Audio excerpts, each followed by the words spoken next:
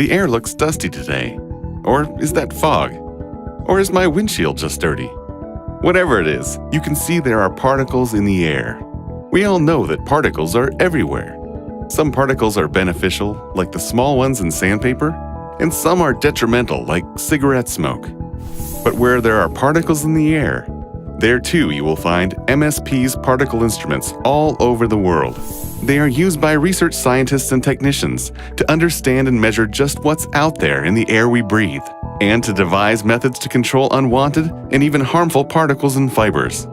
15 years before MSP was started, the company founders, Dr. Benjamin Liu and Dr. Virgil Marple, both at the University of Minnesota, created a particle measurement device known as a cascade impactor. At first glance, it was just one more gadget on a laboratory bench, but over time, it came to have a large impact, if you'll forgive the pun. The first cascade impactor gave rise to a worldwide following of Moody users, with over 1,000 of the impactors in use by the worldwide technical community. The Moody devices measure particles in the air, which are then collected manually for analysis. In essence, it takes a sample of airborne particulate matter during a given time period. To deliver that information live and in real time, MSP built the Wide Range Particle Spectrometer, the world's first to measure particles in the entire range of 10 nanometers to 10 microns, and do it all while being small enough that one person can easily carry, set up, and run the device.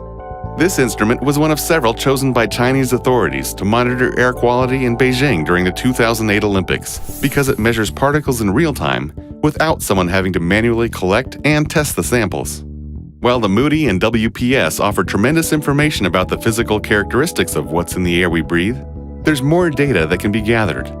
In particular, the chemistry is very important to the health effects of the ambient particulate matter, including public health officials, meteorologists, epidemiologists, and climatologists. To that end, we built the HTDMA, a device that measures the particle response to different levels of humidity.